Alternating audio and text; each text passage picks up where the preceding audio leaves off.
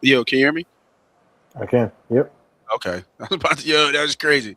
I switched up my mouse and then the audio went left. But I was saying, is Bonner really number fifth in the state in Yeah. basketball? Yeah. Okay. Yeah. I think they're third in the third or second. They've been fighting for like the first, second, third Catholic League spot. I think Wood was one at the moment, and Yeah, I then saw Wood Bonner was one. and Newman. I forget. I just saw Bonner at five, and I was like, really? I was like, Hmm. I was like, when did Bonner PA ball get crazy? And then I've heard Wood was good, but like is Wood like a powerhouse now for basketball? I don't know about powerhouse, but Wood this year. The Catholic League is probably one of the toughest, you know, group of men's boys basketball in all the country. Um, got Yeah, I some know. good guys coming out of the Catholic League, but last year, um, it's been kind of a rotation of you know, who's going to be at the top of the Catholic League this year. Is Wood at the moment? Bonner, I think, is Newman Goretti. Um, I think Father Judge won it last year, which was a surprise. And they kind of fall off a little bit this year. And the year before that, it was Ryan and Roman. So yeah, it's kind of like a rotation a little bit. Yeah, it's kind of crazy. I actually got a big game tomorrow for girls. Upper Dublin and Friend I saw Central. Friends Central that the two girls over there was cooking. Yeah, I had them yesterday, and I got them tomorrow Okay. against Upper Dublin. So it's a number two and a number four matchup of Mm. the state. So it's gonna be a good one tomorrow. Yeah, it's gonna be a good one. It's gonna be a good one. What else is gonna be a good one is this show, man. We got a lot to talk about. NBA trades left and right, Super Bowl preview, head coaching, and is Tom Brady really not going to be a first ballot Hall of Famer?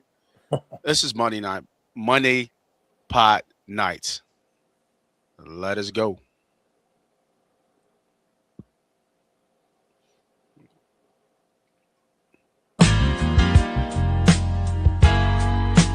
I'm just one parlay away. Trust I'ma take us far. I'm just one parlay away.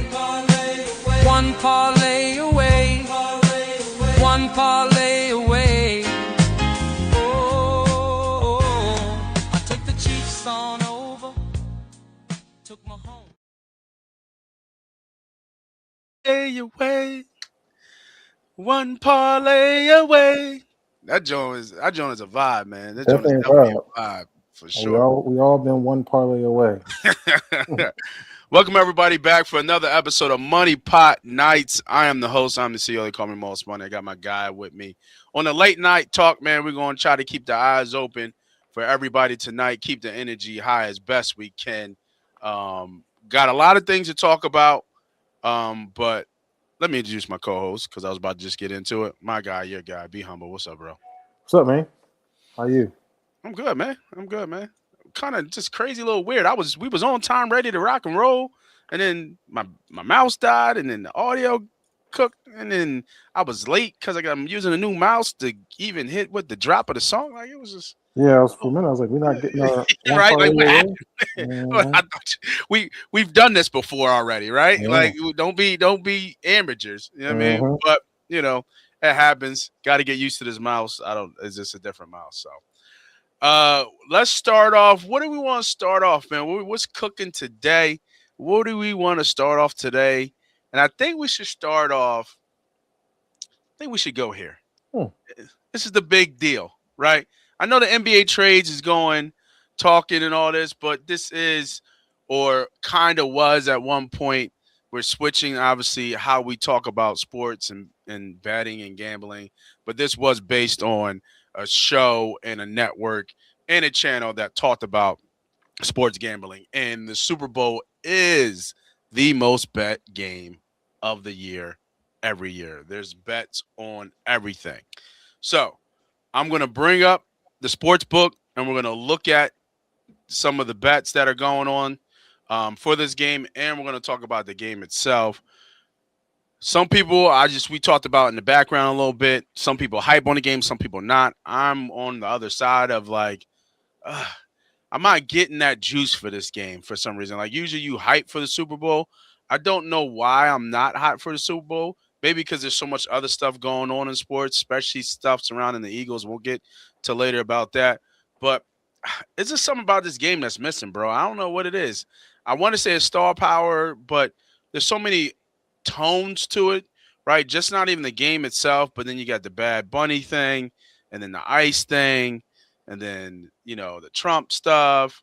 It's just like a lot of like different ingredients here, and these ingredients are not giving me Super Bowl vibes. You know what I Yeah, mean? yeah, I hear So, you. how are you feeling about the game, the matchup, and then we'll get into the preview about what we think about the game when we hit them with the bets. Yeah, I mean, I feel what you're feeling, right? Like, just me. It's a busy time for me, so I haven't really had a kind of chance to kind of watch like the press conference and all that up, the stuff that rumbles up to the Super Bowl. But I do agree with you. There's a lot of stuff going on, a lot of stuff of media attention is going other places. But for me, I'm not down on it. I actually like the matchups. I like the two teams. We spoke about this earlier. I'm a fan. I'm a fan of looking, seeing, Drake May and seeing what he's going to be able to do in his young career. I'm a fan of Jackson and Jigba to see how he's going to be able to make an impact for the Seattle Seahawks. I like the way the Seattle Seahawks has played. I said this before. They remind me of the 2023 Philadelphia Eagles.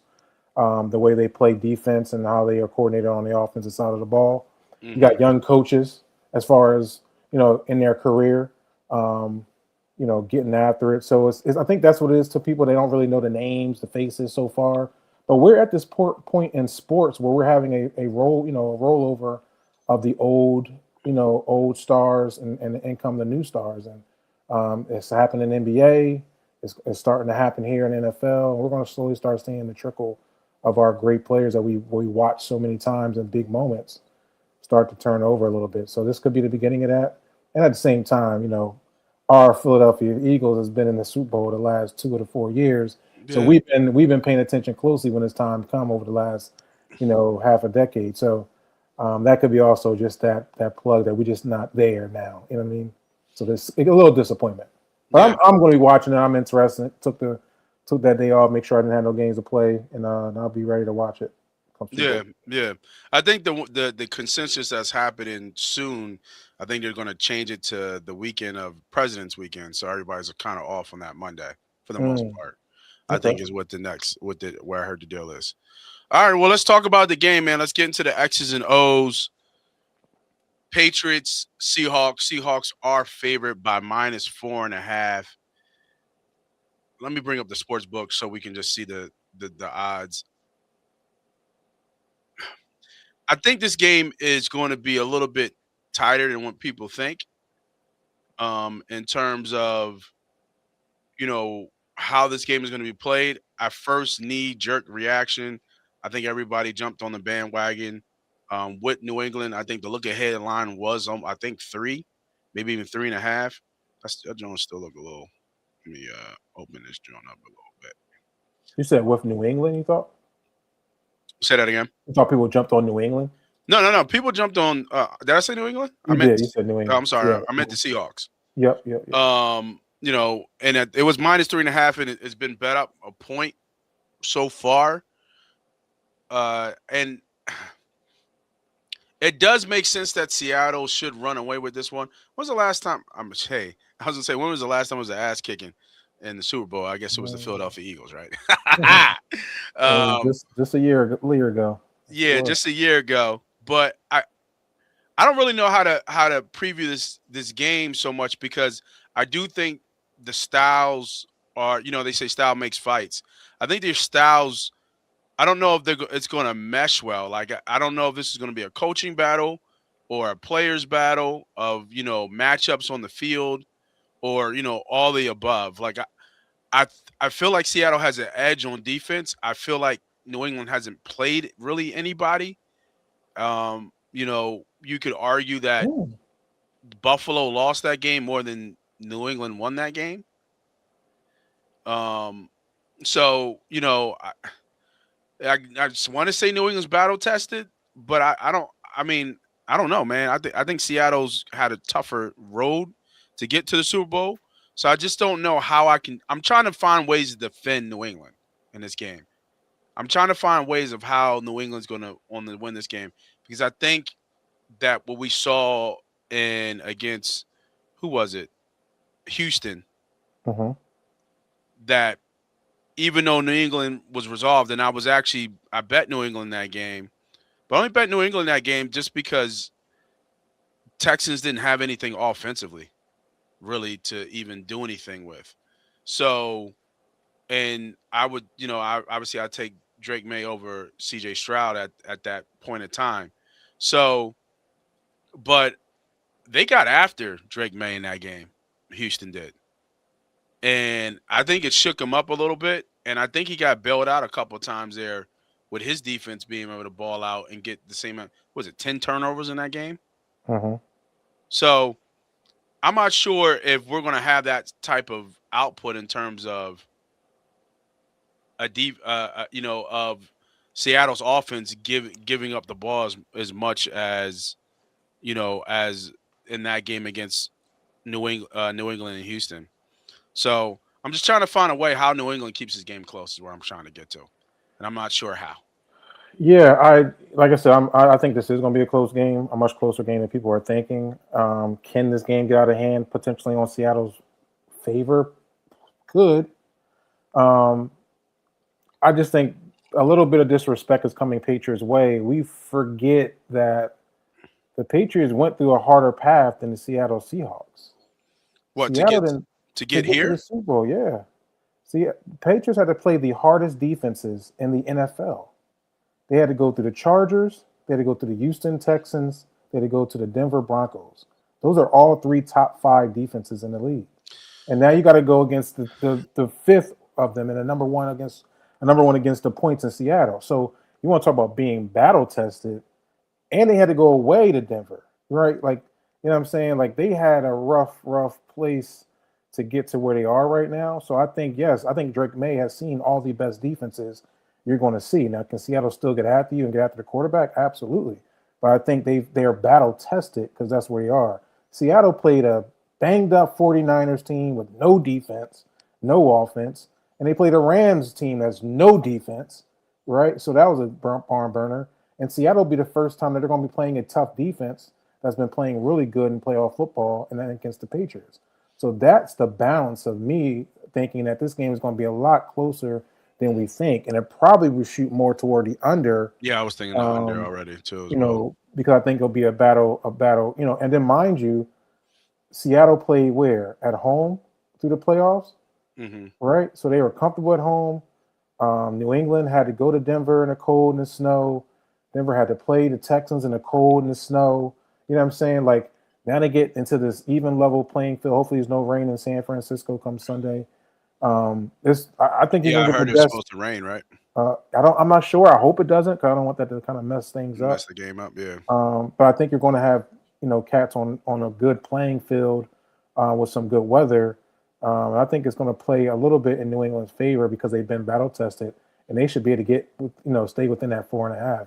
I do like New England plus the 4.5, but I also wouldn't be surprised if Seattle was able to kind of open it up a little bit. Yeah, It's the a only big problem I moment. have with Hold on, one more thing. Yeah, All yeah. of a sudden, Sam Darnold. Nobody talk about Sam Darnold, right? Like all of a Sam, sudden, I am. it was a game before this. Everybody like, oh, I don't believe in Sam Darnold. Now they beat the Rams. Now nobody's saying nothing about Sam Darnold in big games. So I guess he's erased all his history of big games and falling apart. Well, he got another good. He has a good defense he has to play against come Sunday. What's Sam Darnold going to show up on the field, and then we'll find that out. So I do think the Patriots stay within that 4.5. The only problem I have with your take about the New England Patriots with that tough schedule is that they ain't play no offenses. That's true. Yeah, Chargers can't score, Mm-hmm. Texans can't score, and Denver has shown to score, but Denver is they're just a weird Well, they offense lost in their my quarterback. opinion. They lost their quarterback. They did lose their quarterback. I mean, he Mm-hmm. played the game for the most part, Who? but Bo played most of that game. Oh no, he did. No, I'm sorry. You're right. No, he Oh, did. what did he play? He didn't No, he play didn't that play at game at all. all. Mm-mm, mm-mm. Yeah, he didn't play that game at all. You're Yeah, right. You're right. Bo He didn't got hurt play. in the Buffalo game. Mm-hmm. Yeah. So I mean, to your point. What's up, Don Don? Um, But they did force C.J. Stroud completely to oblivion. yeah, but With was it 4 interceptions, 5 interceptions? but CJ, I mean, some of them balls was just me and you could have picked them off. Them joints was I mean, with that dust. pressure they was putting on him, Yeah. No, I mean, I think New England's going to be ready to play. There's no doubt about it. For New sure. England's going to be ready to play. Blake was going to have that defense for up sure. and running. Yeah, New England's going to be ready to play. I just think that is as long as Seattle puts pressure on Drake, I think he's going to get rattled, and it's going to make it easy for Sam not to have it, to even have a mediocre game and still come out on top.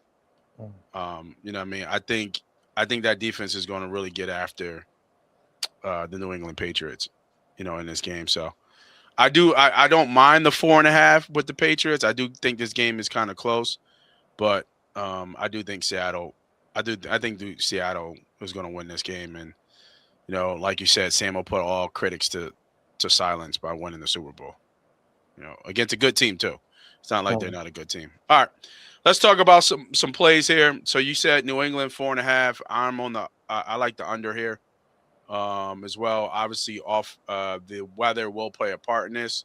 Let's just do a couple, normal, I would say, kind of bets or likes that we do, and then maybe we find some long shots, with football kind of coming to an end, which kind of sucks.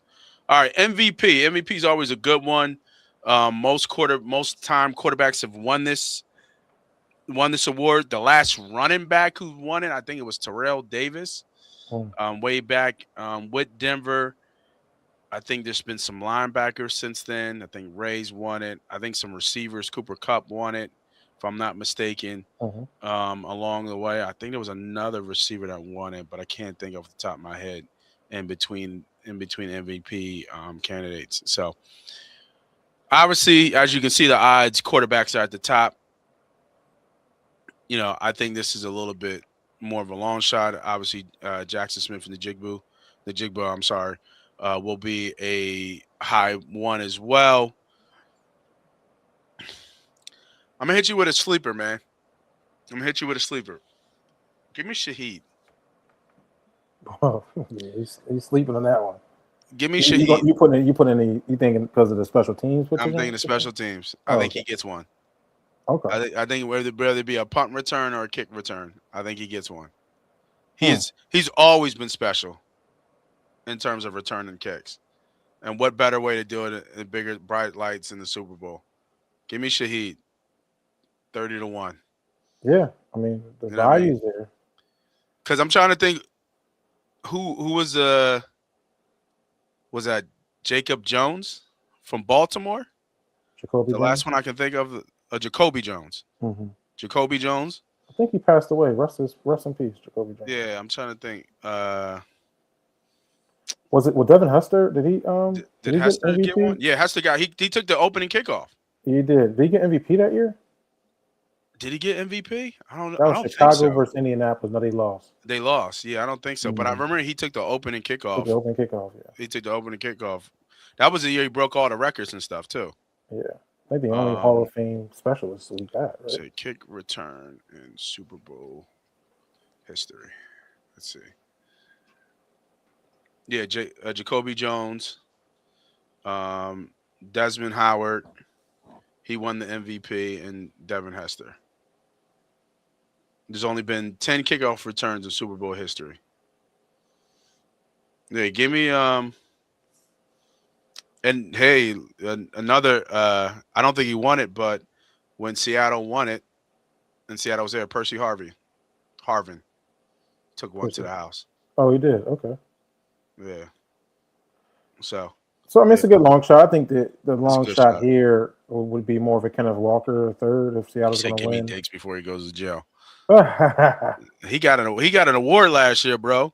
That's Pimp of the Year. You talking about? Yeah, definitely Pimp of the Year. Pimp of the Year. This year. This year, you mean? That's just ridiculous, bro.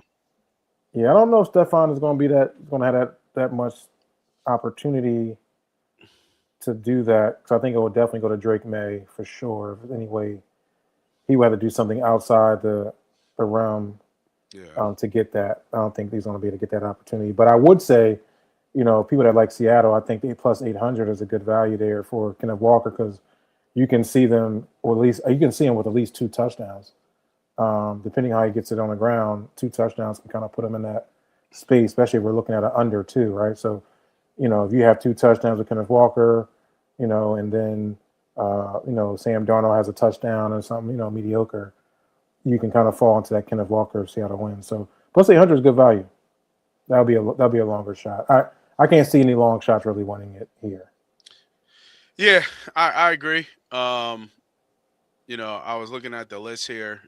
I don't see anybody that stands out. I can't see anybody defensively unless they get a pick 6. I think that's a fun bet because Cooper DeJean had a pick 6 last year, but it doesn't give him a guarantee that he'll win the MVP, right? Because Cooper didn't win the MVP. So there could be some live bets there to do, but that one I like those picks. All right, another good one. First TD score.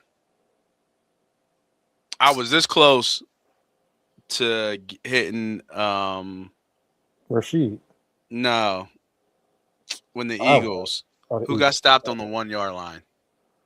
Oh yeah, that was what was that Buddy? Dotson? Dotson. Yeah, Dotson. Dotson got stopped on the 1-yard line. Mm-hmm. I went crazy because I think it was like 1,1800. Put 2 units on that thing, and he got stopped. Yeah, right there one. Right there on the 1. So. Well, this is where I would go with you, and I like Rashid. Well, Shaheed? Yeah. Like that's the only play I would go is Shaheed here. First touchdown, which would be plus 3,500. Or no, is that 1,700? Sorry, that's 2 touchdowns, yeah. Yeah, that would be because he almost did it. I had it in the playoffs, and he had that one bomb real quick, and he ended up getting tackled. It was one man to beat. Mm-hmm. So I think he's going to get an opportunity.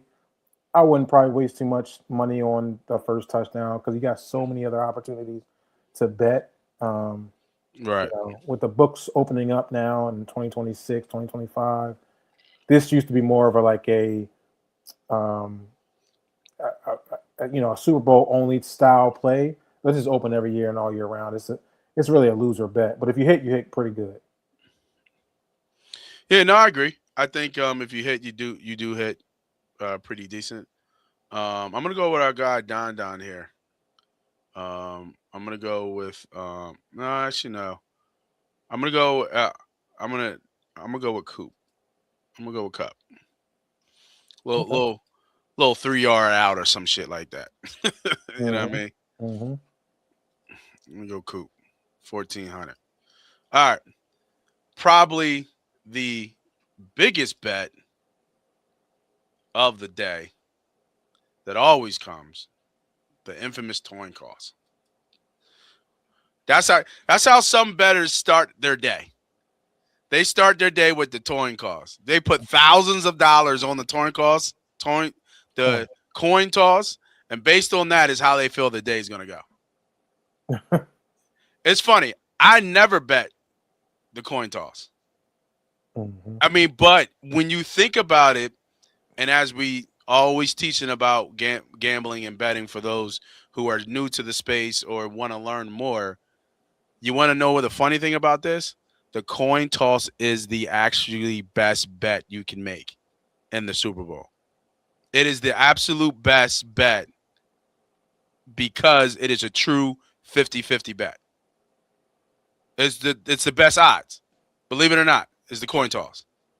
All this stuff that people pick, the coin toss. It's the best bet you can make on the Super Bowl, believe it or not. I know you do. You're a big coin toss better. Yeah, that's a gamble. That's just a gamble bet. Is it really? For sure. Compared to the other bets we talking about, is that really a gamble? Your odds are 50-50, but it's a gamble. It's nothing strategic. I can't give you a handicap of the coin toss. So yeah, odds wise, it's the best. But we're not playing in the casino. Like it's not casino games or it's like slot machines. You really just have 50-50. It's like, okay, bro, I pick heads right now. So it's it is something to jumpstart the Super Bowl for you. You Oh, got for sure. that you got anthems and all that stuff. You So know, yeah, coin people toss starts people it off. people put a quick rack on the coin toss. Yeah, they want it. You know That's what I mean? 50-50. They And then just listen. and then they just enjoy the game. It's a 50 exactly. It's a 50-50 bet. Mm-hmm. So what I think tails has historically been the most won bet. See, But here let you me. go, trying to handicap the coin toss. You gotta find an edge somewhere, bro. Ain't no edge unless somebody crazy's flipping a coin that can't flip a coin. It's gonna be AI on AI. See here, look. Tails has landed 31 times compared to 28 times for heads, That's giving it a 50-50. slight edge, 52.5% edge on tails. That's good enough for me. Go tails. Tails never fails, baby. Go Tails never fails. Let's go. tails. All right. So I did hear about this bet as well because they've been asking questions, and we all know about the infamous pick Russell Wilson threw at the 1 yard line. Will Seattle attempt to pass from or inside the New England Patriots 1 yard line? Yes is plus 550. Will they throw a touchdown pass from on or inside the 1 yard line? That is plus 1100. I find that bet to be hilarious. I think it's a good bet for yes and yes. Yeah. I mean, all you need is a third down. You get Within the 1 yard line, though?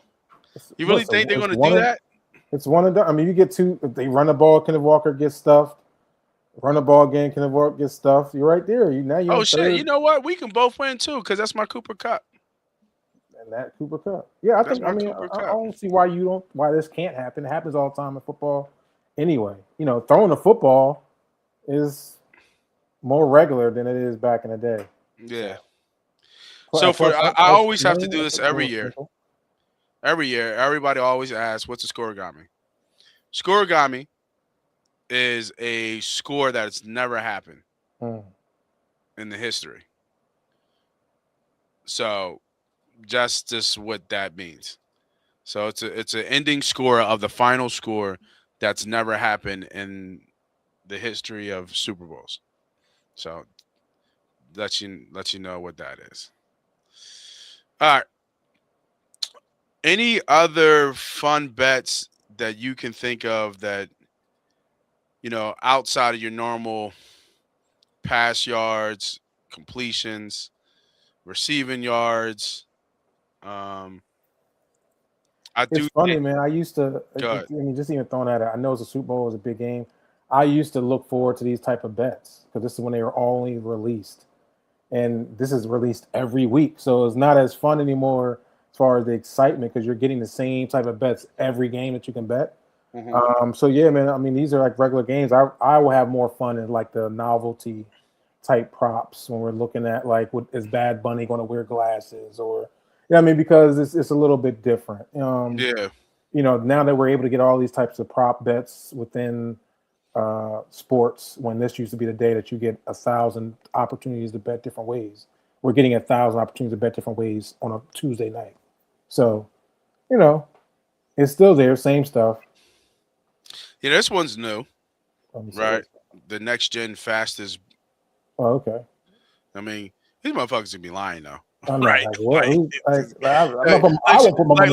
holding the speed gun in this joint, exactly, right? Exactly. Who's holding the speed gun? Like I don't know. I wouldn't bet that.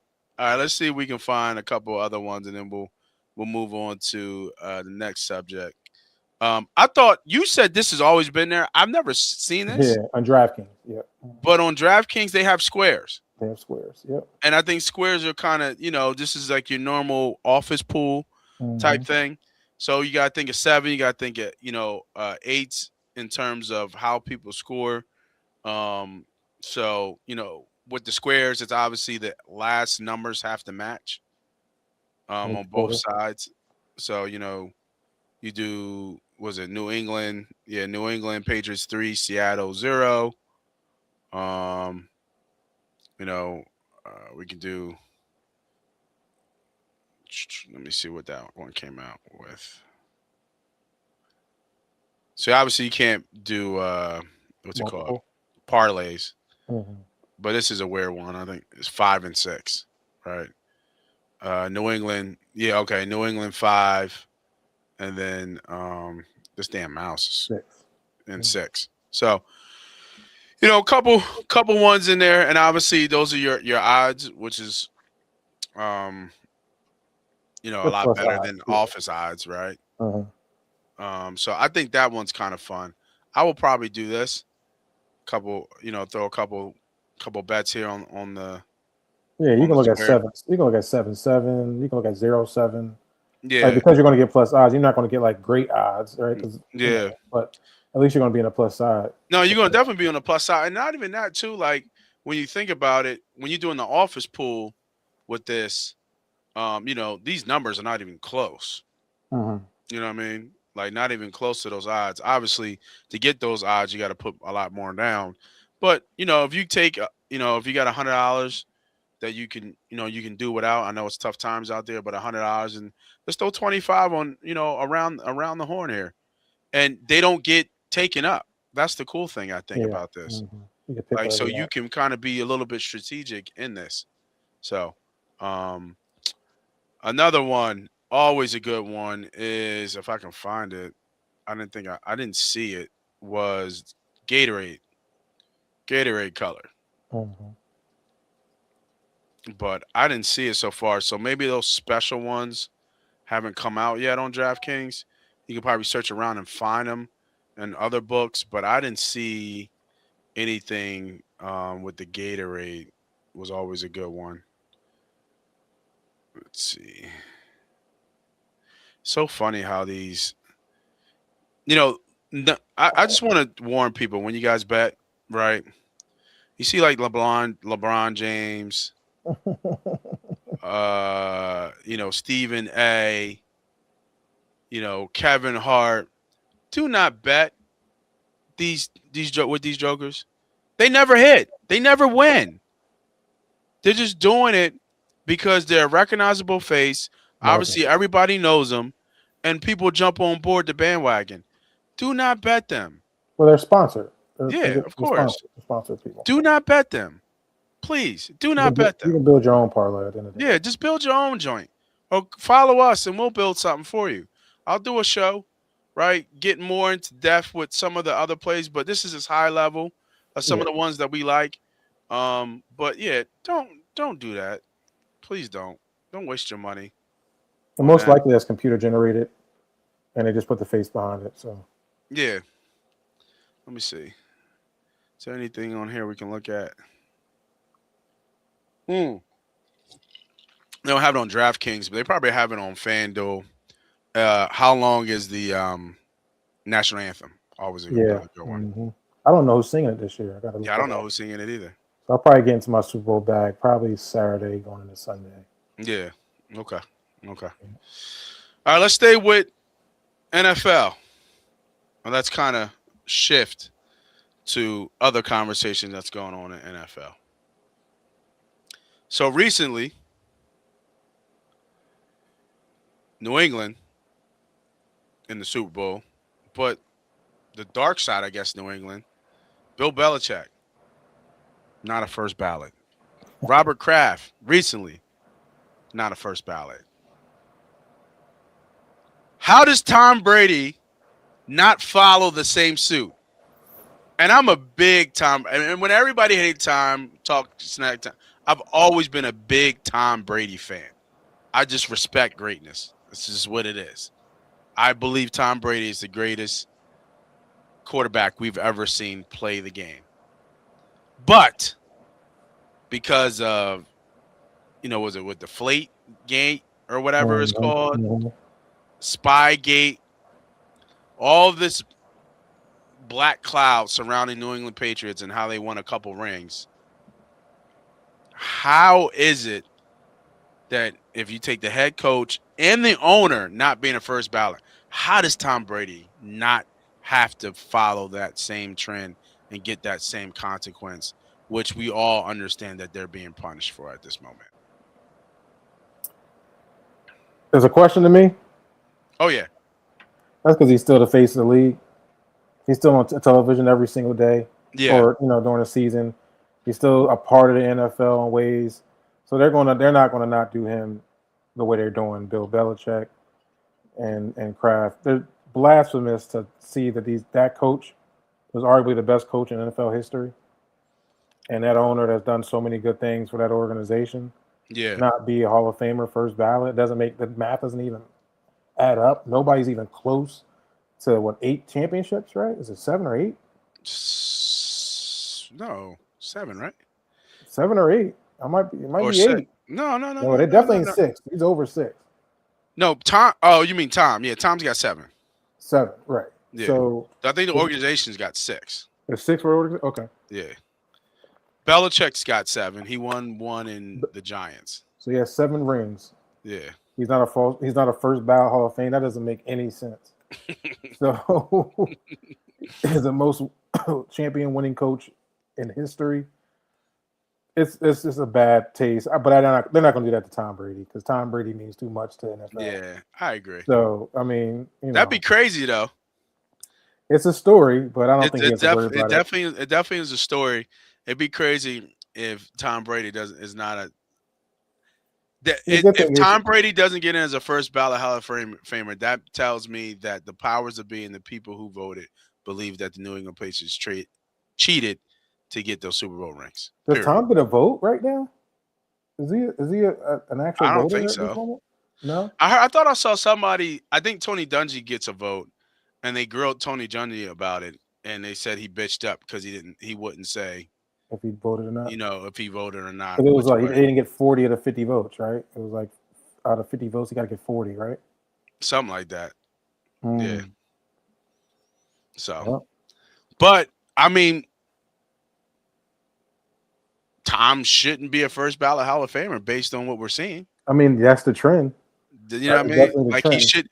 Like you got one X through one, you got another X through the other. Tom shouldn't get in there on the first run. Tom also left and went to Tampa and won there too. So yeah, well, that means he only got 4. So you taking away. He still got 4. I'm taking the ones that they cheated, so quote unquote cheated to get. And he still got 4. He'll be a first ballot Hall of Fame for sure. For sure. He should have his own goddamn wing. That is true. Like just that New England dynasty should have their own wing. Like what were we talking about? They had 3 they had won 3 Super Bowls and then took a break for like a decade and then won 3 again. Mm-hmm. Like come on. Like what are we talking about? And then he won another one somewhere else. Yeah, and then said I could still do it and win like you said, won another one in Tampa. Like shut up. You know what I mean? Stop bitching. Yeah, Tom Brady is the best quarterback of all time. Oh yeah, absolutely. First ballot would be I can't even imagine. Yeah, I can't imagine it. But what I also can't imagine, but I guess we live in a time right now where the unimaginable is happening right before our eyes. And we hear people say the right thing, but we don't see the actions behind it. And we keep hearing the right things about how black coaches should be hired. And we keep hearing the right things about people putting in policies and rules and regulations so black folks get hired. Now, not just black folks, minorities in general, but I'm just talking about black head coaches, right? Because the league is predominantly black. So let's talk about the leaders of men. And let's talk about black head coaches. And we see all the content creators give their take on this. But you know what my take is? My take is this. There was 10 head coaching opportunities. And I don't see the Williams behind anybody named back there. I don't see first name of Jamal up there. I see Jeffs and Todds and Johnny's. That's what I see. And Kevin's. Yeah. So and multiple opportunities too. So let's break this down, man. We had 10 head coaching jobs, and not one black head coach was qualified to even be in the last running from what we've known with some of these head coaching. Now, I don't know what Robert Saleh is. They might claim that he might be part black because his great great grandmom was black or something like that. I have no idea. But still, in all, I mean, I think one name that kind of came up was Leftwich. Hasn't got any head coaching opportunities, at least that we know of publicly. But Mhm. Phil Rivers get off a couch, plays a couple games, coach high school football, hasn't coached Oh, ever in the NFL, and he gets a head coaching opportunity in Buffalo in terms of an interview. So I ask you, man, what in the F is going on? Or are we should we not be surprised? Like we're like I don't I feel at this state and age, what old boy say? This is America? I forget his name. Gambino. This is America. Charles Gambino. Yep. Yeah. Yeah, I would. I'm gonna. I'm gonna. Well, one, let's clear it up. Robert Sala is not black. Um, I think he's. I mean, I think he's what, Muslim, right? Or Muslim American? Isn't it like a Muslim or something like Who, that? Robert Saleh? Yeah, I think I feel like he's he's a Muslim American or something like that. oh, is he okay, is he Arab?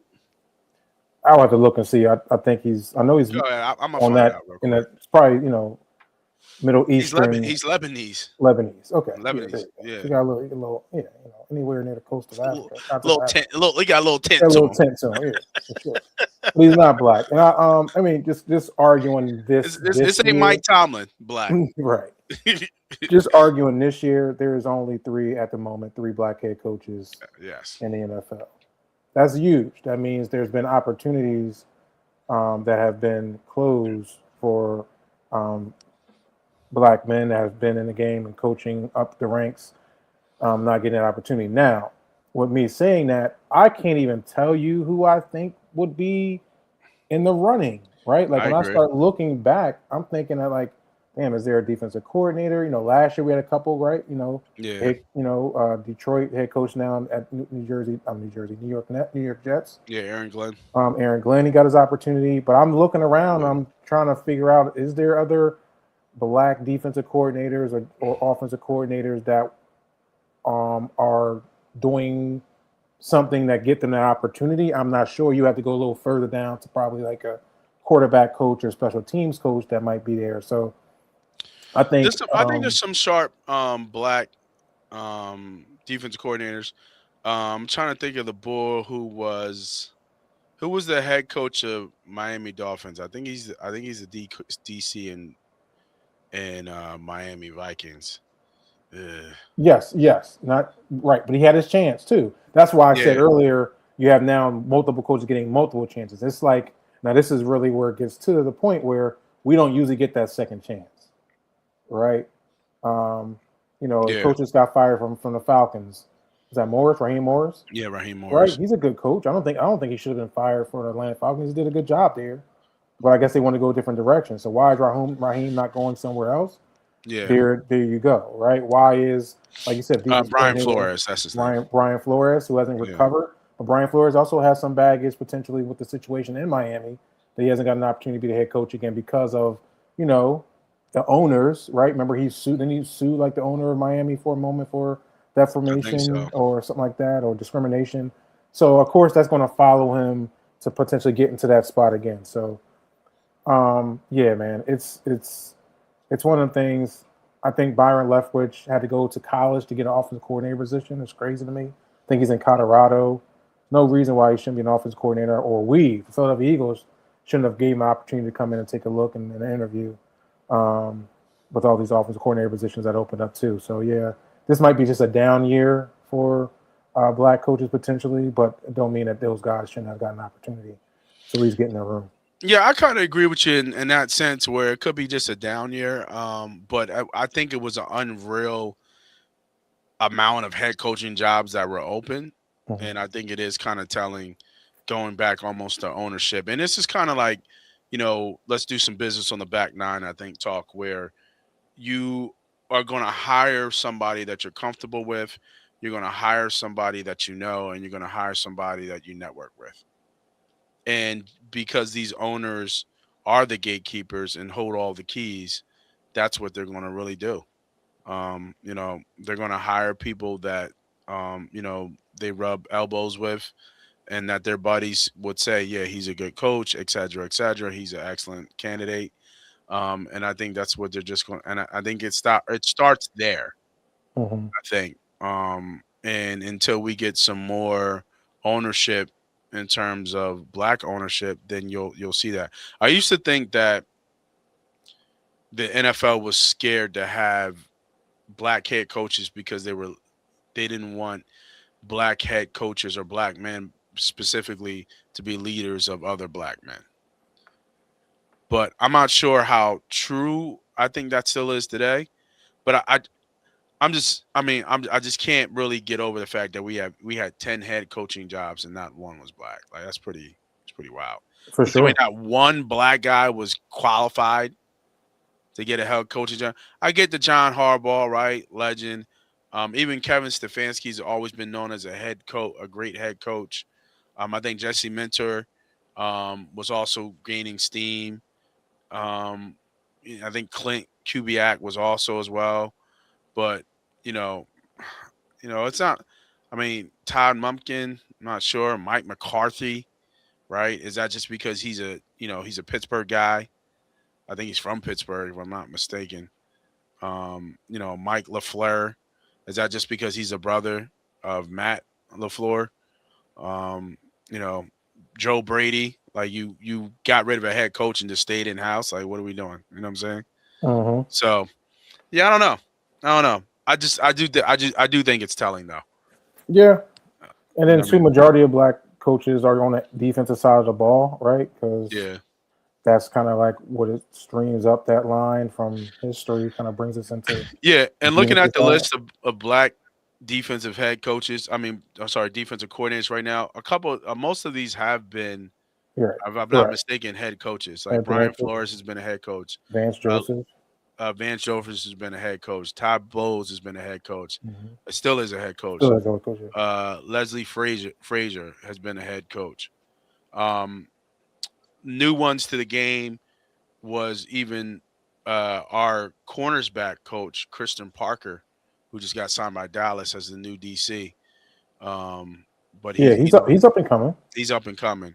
And I think the Seattle Seahawks, DC is black as well. But I think Houston has somebody, right? Is that the yeah, I quarterback think coach Houston. or something like Shit, it's probably all black over there in Houston, dog. that?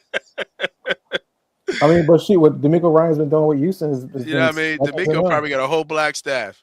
Yeah. You know what I mean? The water boy is the white guy and the trainer.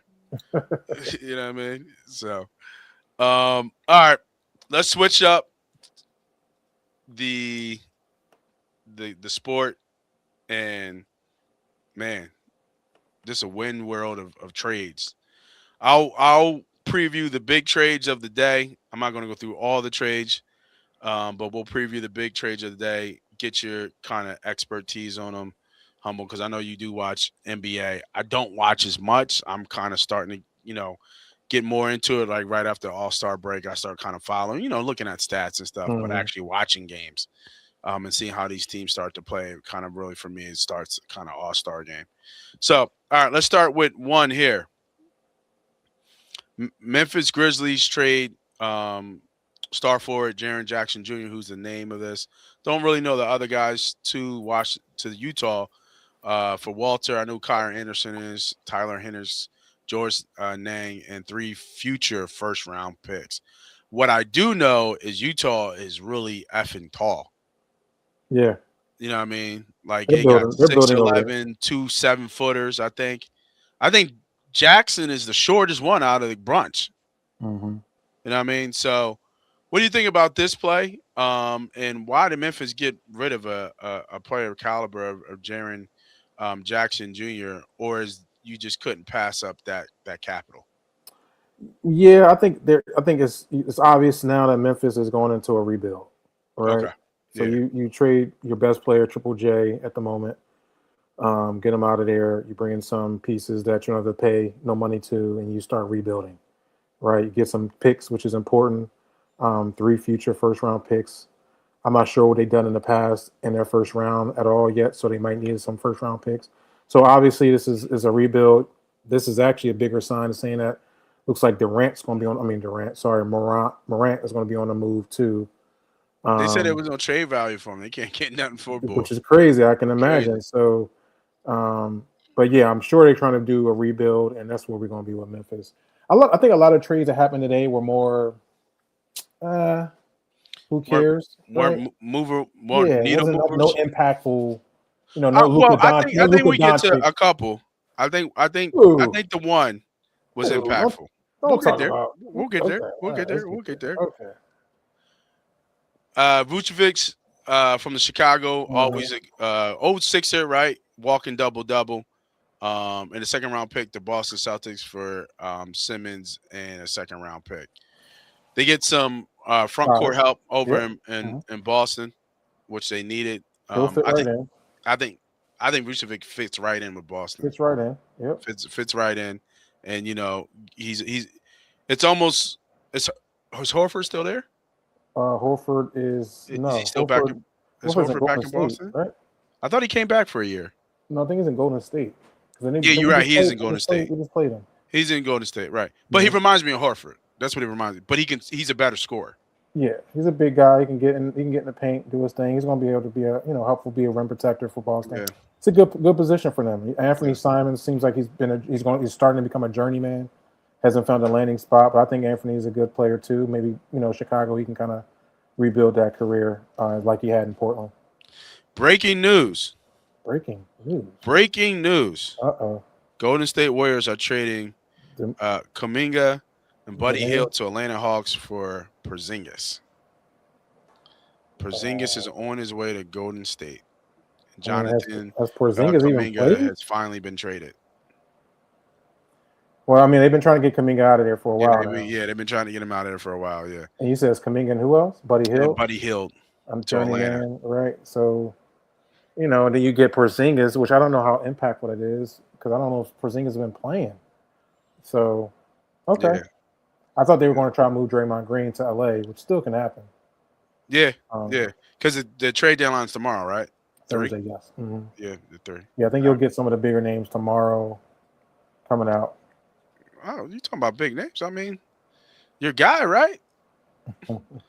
James on the move again. Trying to chase that ring. And it's funny because I heard somebody say, great that James Harden went to Cleveland because that means Cleveland ain't winning shit. That's what it means. That's what it means. James Harden has been traded from the Clippers, going to Cleveland for Garland in a second round swap. James Harden's having actually a better, decent year, but we all know here well in Philadelphia, and everybody wherever he's been, just disappears in the offs. Just disappears in the playoffs. Never fails. It's its curse. Still a Hall of Famer, but I don't know if going to Cleveland's going to get him over the hump. It could. Him and Spider might be interesting, I guess. I know Lorenzo Ball got traded as well, so now you don't got 2 guys who are ball dominant, really can't shoot and just pass. Even though Harden can shoot, but he can go cold at times too.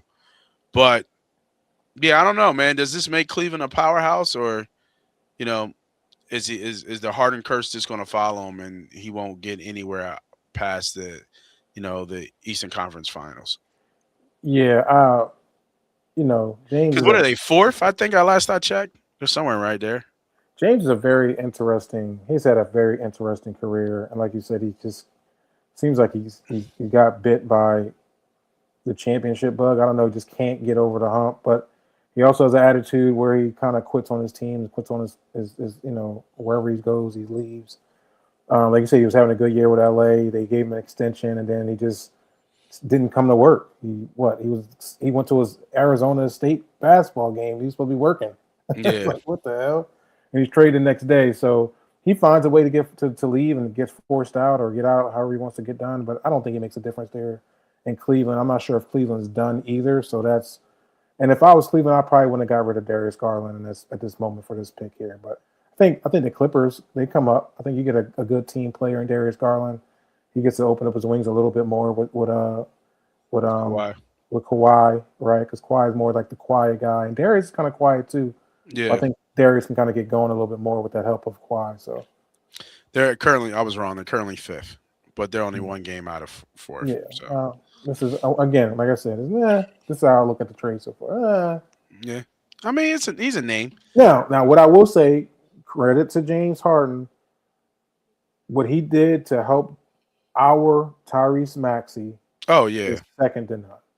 The For impact sure. that James Harden has had on Tyrese Maxey has now catapulted Tyrese Maxey being one of the best in the league, and why he is a all-star starter. Yeah, no, absolutely. I couldn't agree with more. I wish it didn't go south as much as it did. I mean, where Maxey is right now, if Harden was still on this team, I don't know if Maxey would be where he is right now. But at the same time, he might be, because we saw a glimpse of them without Embiid, and I think they both went for 40 or something. Yeah, That game was that game 1 in Boston. He learned a lot. They went both. We could have been guard dominant, right? At that, I mean, we are kind of at the point, until, I mean, Embiid does look good, right? He does look like he's almost in MVP form. Yeah. But before he was there, it was the VJ Maxey show, which was, we were guard dominant in terms of scoring. So, and don't forget, Embiid got his MVP while who was there? Yes, he doesn't get an MVP without James Harden. Absolutely. There it is. Yep. Yeah, you know what I'm saying? So James, now I don't want to shit on James all the time, and we're not talking about how great of a career he's had individually as far as accolades. Yeah. But he just can't get over the hump for some reason. He gets into these. Yeah, I don't know what it is. And I think.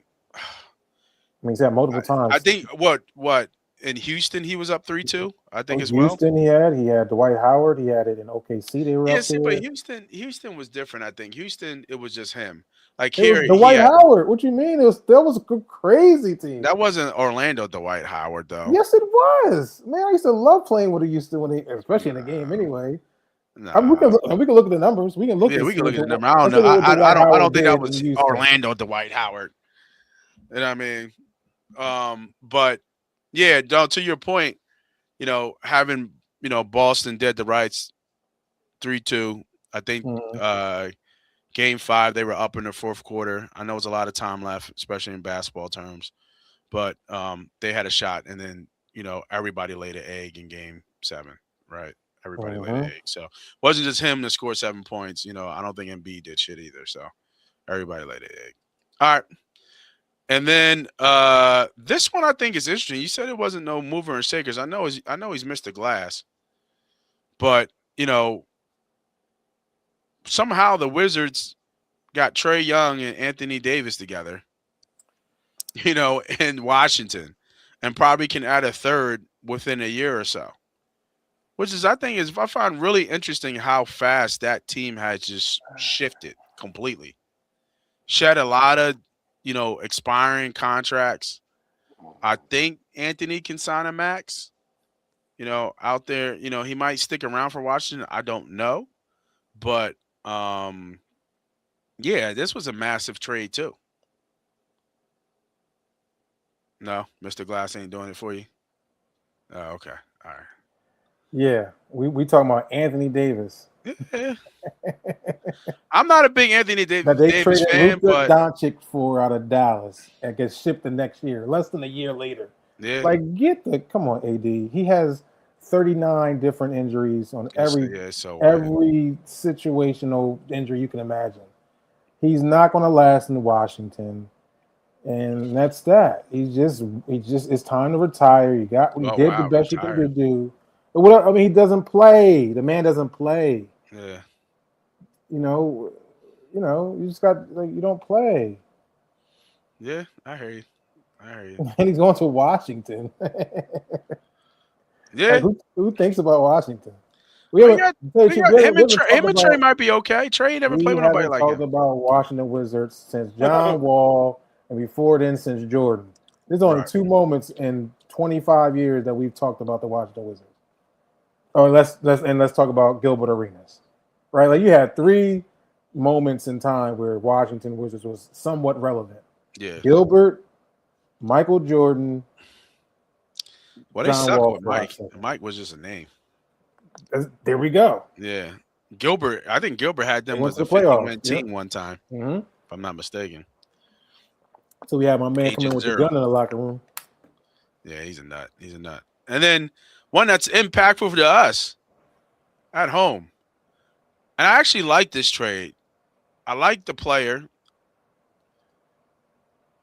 Sassy Jarrett. But, I mean, you got 4 picks for him. And he rides the bench. I mean, I think OKC got a great player. Another guard, but he's a great player. And I think he would be a starter. And I think he can give you 15 and 20 a night.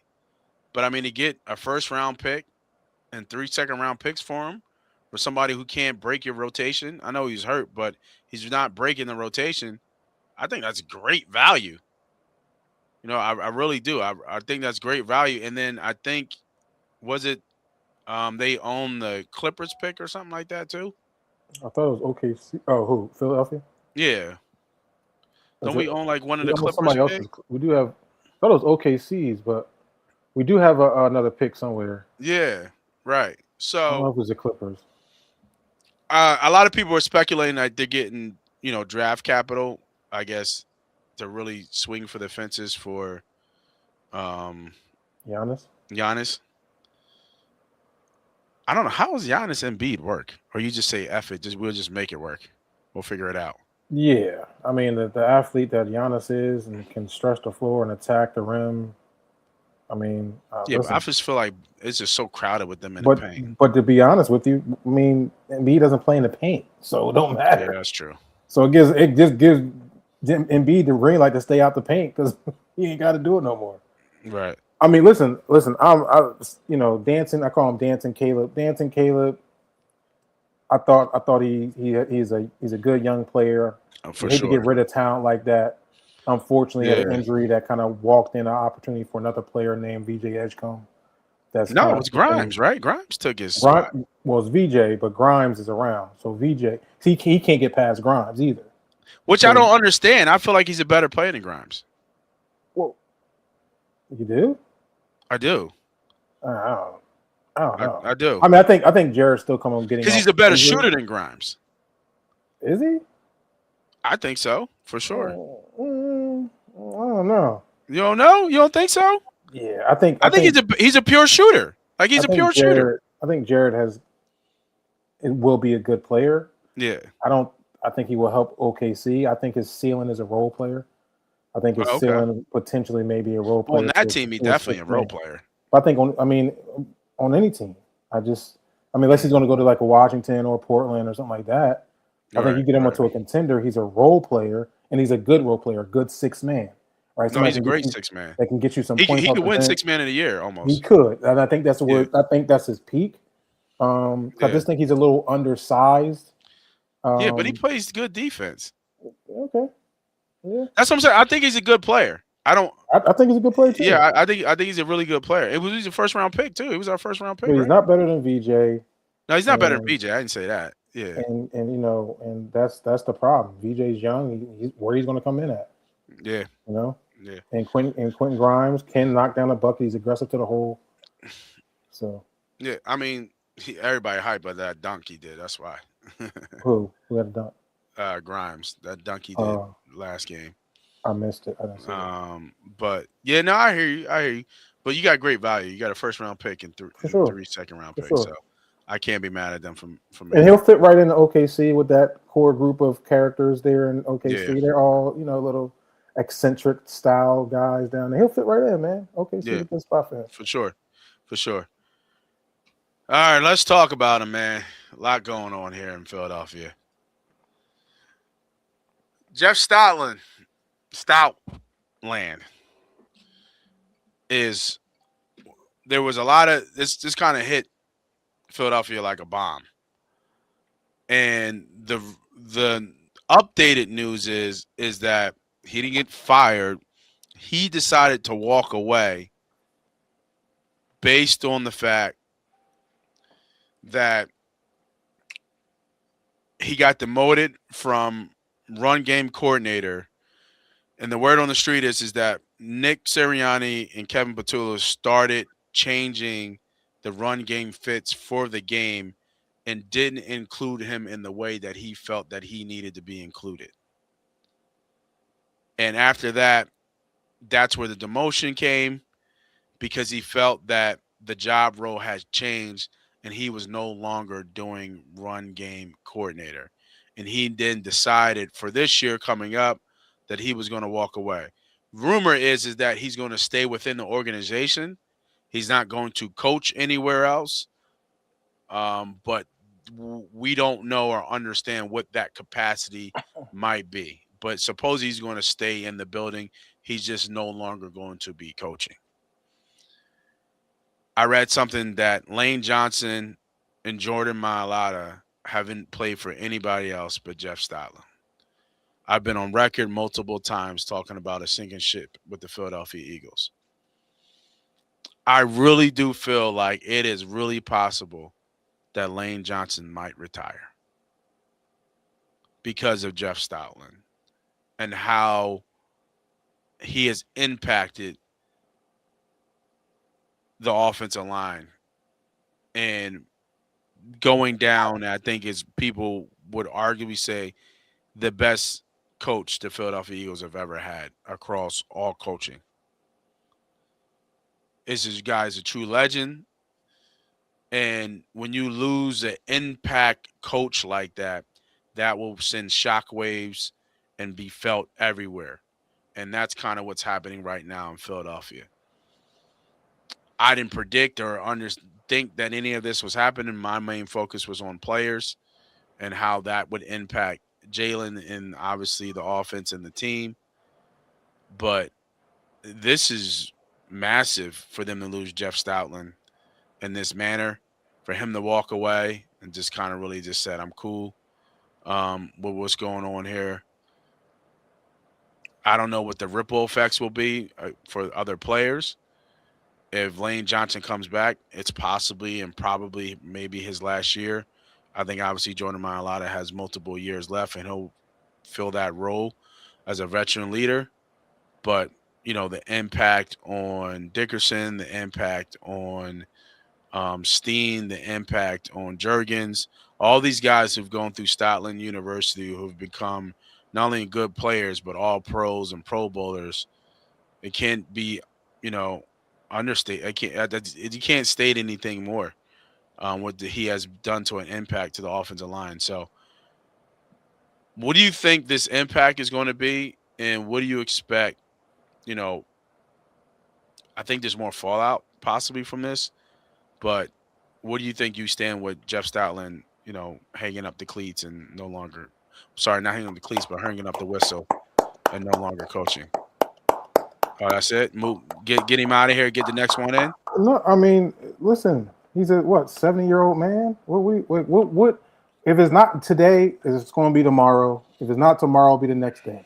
Like what we are. I don't know, man. You over here with this Oh, from Pittsburgh, damn near 80. The boy to be chewing the gum with the special teams. Yeah, you over here. Joker, damn near 80, right? The funeral background song.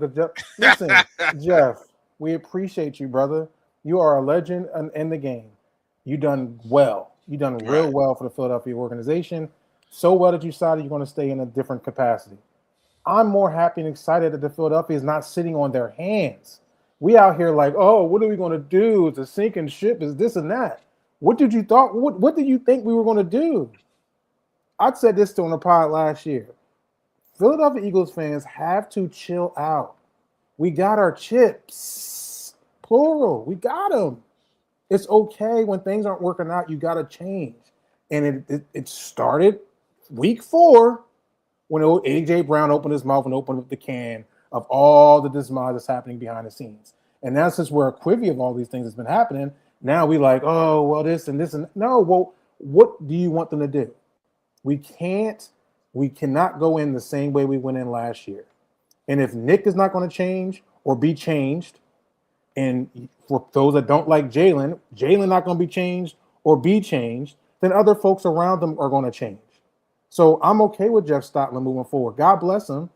Wow. And thanks for sticking around if that's what he wants to do. If he felt like he's been pushed out of his role, I respect that. Okay. Why come back and you're not doing what you want to do? Listen, you've done enough in this league. They're going to do you like that? I respect you leaving and moving forward. But the Philadelphia Eagles have to go a different direction. They have gone a different direction.